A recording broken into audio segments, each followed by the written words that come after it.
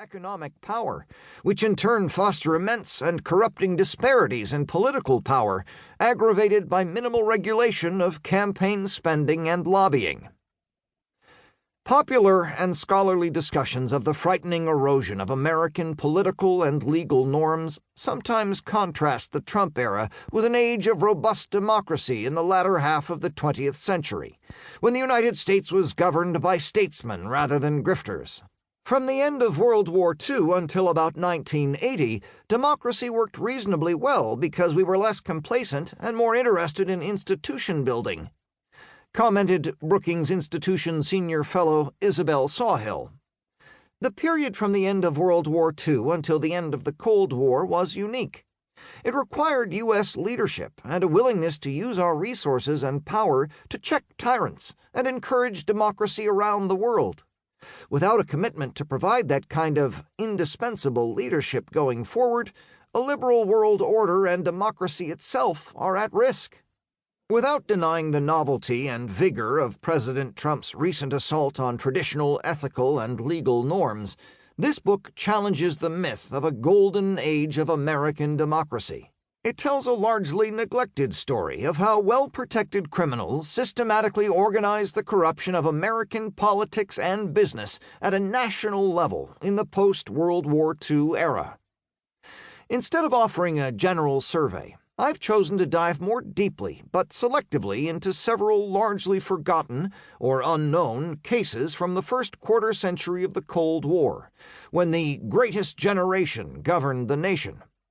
National dismay over political corruption in the Truman administration was an important driver of the Republicans' landslide victory in the 1952 elections. It seriously threatened Lyndon Johnson's political career in 1963 and 1964.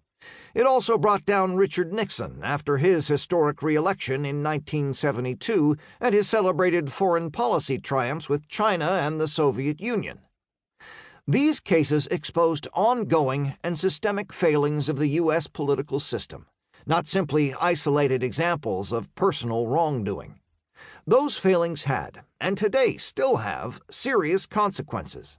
As Garment Workers Union official Gus Tyler observed decades ago, "Crime in politics is a direct challenge to the moral basis of American liberalism. The growth of the welfare state as an economic phenomenon is no proof that the people will be free or unoppressed. Crime in politics shakes faith in government, any government, as a creator of commodities or a dispenser of services. Crime in politics is a direct challenge to the political basis of liberalism." That assessment, published in 1962, is even more relevant today in the wake of the Trump presidency. American historians have yet to fully acknowledge those challenges, however. Historians today address a host of national shortcomings, but appear to regard corruption as a barely detectable eddy in the larger current of events, with no lasting political significance. Some scholars even question its moral significance. Biographer Alonzo Hamby belittled widespread corruption in Truman's administration as piddling and a mere problem of public relations. Historian Robert Farrell claimed that the mess in Washington during the Truman years was basically about minor or irrelevant matters. The only scholarly volume on those scandals, by Andrew J. Dunar, calls them tempests from teapots, resulting from minor flaws in Truman's makeup. As Chapter 2 explores in detail, such assessments hardly seem valid ways to characterize revelations that rocked the Internal Revenue Bureau, Reconstruction Finance Corporation, Democratic National Committee, and the White House itself, leading to dozens of resignations, indictments, and convictions, and contributing to Truman's humiliating defeat in a 1952 presidential primary race.